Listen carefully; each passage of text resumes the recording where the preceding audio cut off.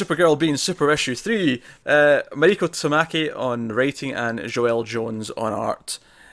We praised the first 2 issues quite a bit. This is the every 2 months we get an issue. It's 4 issues long. This is issue 3.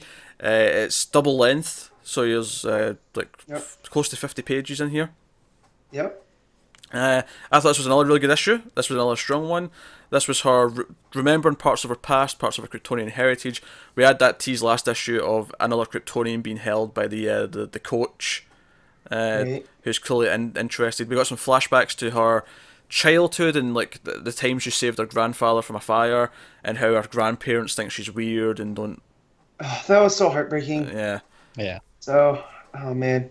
Yeah, and how it kind of informs how she feels and how she's been treated at school, and people are like, wait, didn't she try to save her friend? And her friend's acting weird, and she's like, I saw you grab that beam, like, I don't care if you're different, kind of thing. Like, I thought that was a really good scene.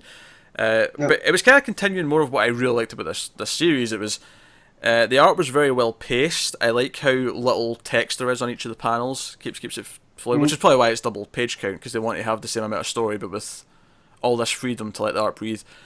And so we had that, but no, mostly it's this teen vibe, this small town kind of what Smallville. It's not Smallville, but what Smallville should feel like, kind of thing. Yeah, it's Midvale. Yeah.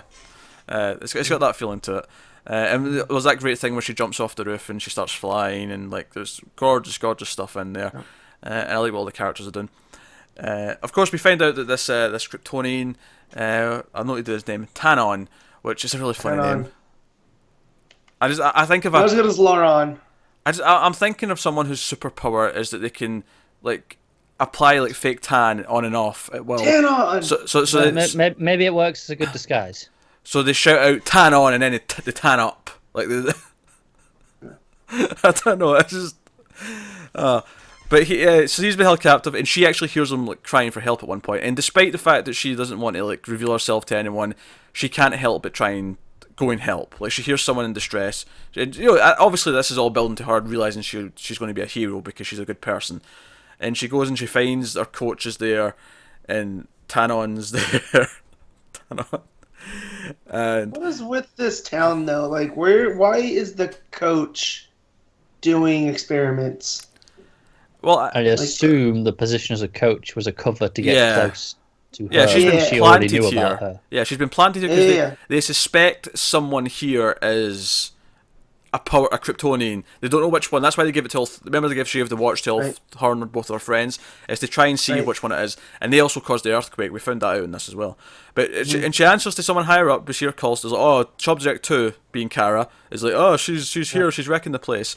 And she uses her heat vision, which it looks like she uses it for the first time. It looks like she's not expecting it. And I actually really liked how it looked. It looked like proper full-on like Cyclops-esque like beam, and then like there's like a hole in the ceiling of this secret base. Full concussive blast of it. And she has this really sweet moment with Taron where they sort of lean in and she's like, "Oh, you're a Kryptonian. Like I recognize this language, but can I speak it? I don't know if I can."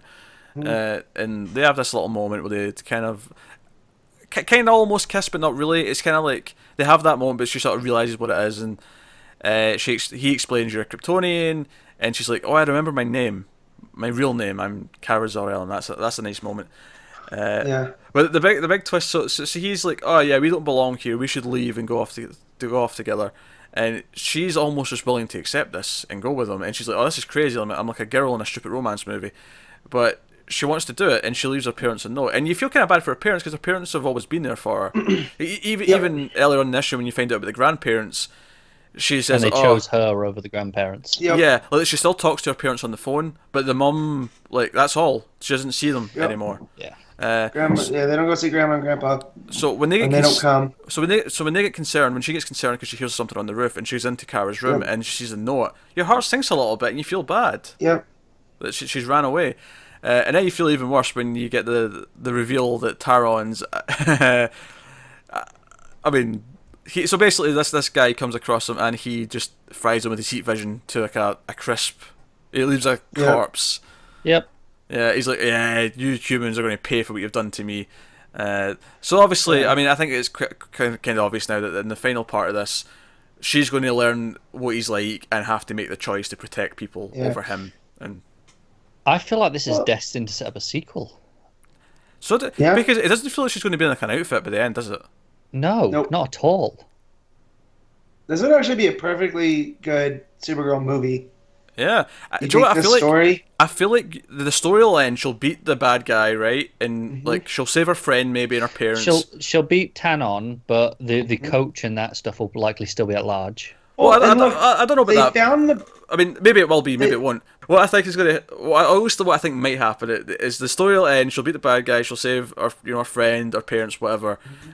Maybe the coach and that organization is still around for a future story. Sure. I can almost see the final little moment, the final page, the final panel being her finding her suit, and that being like the moment where she just stares at it. Maybe we get a page with her on. I don't know, but I could see like the tease of like seeing the logo for the first time in her life, or at least yeah. Yeah. as this form. Like I could see that being the final moment. But nah. What are you gonna say, Matt? So we get confirmation that LexCorp is an actual thing. Oh too. yeah. That was In really this. interesting. And the tracker thing that Dolly, her friend, found in the bag had a LexCorp battery. You know, I think that's the part more than anything that feels like it's setting up for a sequel. That's what I was trying to get in there when you were talking Yeah. about setting up a sequel. Is this is all small potatoes? It's what does Lex know? Are there more Kryptonians on Earth? Like, is Superman around there, Well, but just staying hidden still? Because that was the You thing know? in the last issue. Because when we seen this Kryptonian, we were like, oh, is this Clark? Is this is Yeah. the reason why there's no Superman is because Clark's been held underground, captive for years, kind of like Flashpoint kind of thing.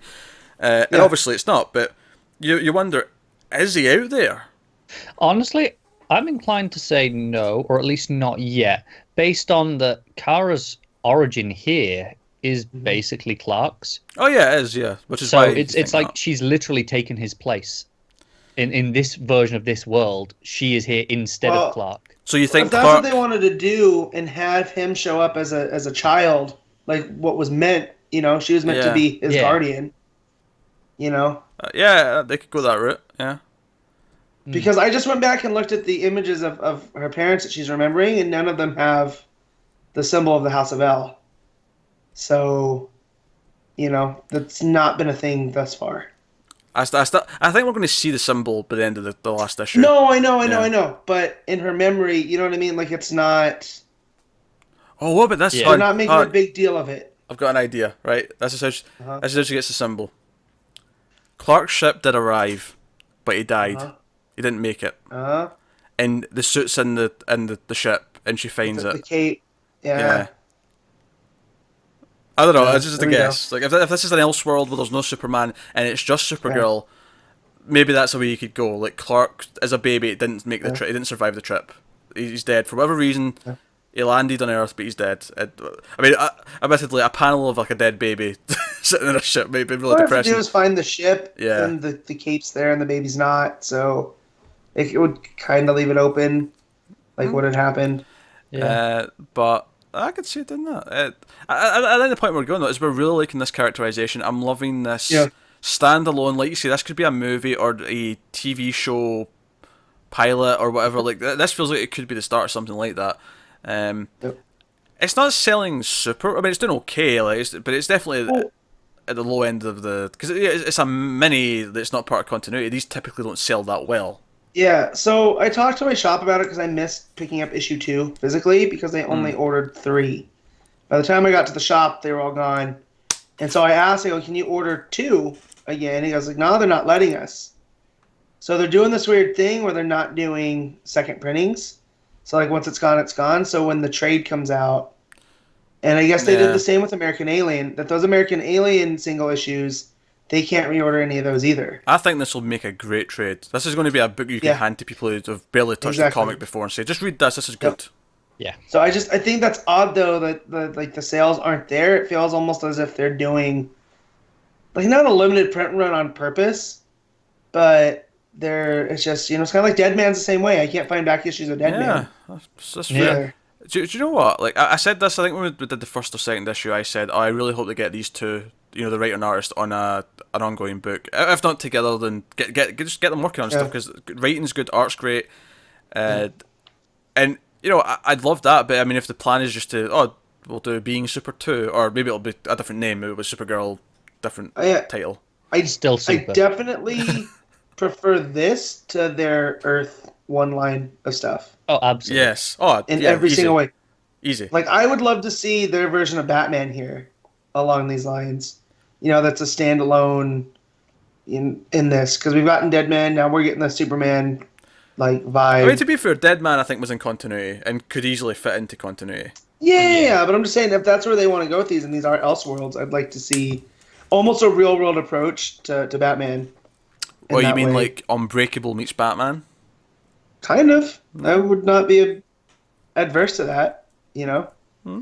But also, I've heard that Mariko Tamaki, that's the writer, she's writing at Marvel the Hulk book, and it's apparently really good. So I'm waiting for next week when it's Free Comic Day. That is what the book does really well, actually. It puts you in Kara's head, and you feel so connected to her, both through the writing and the art.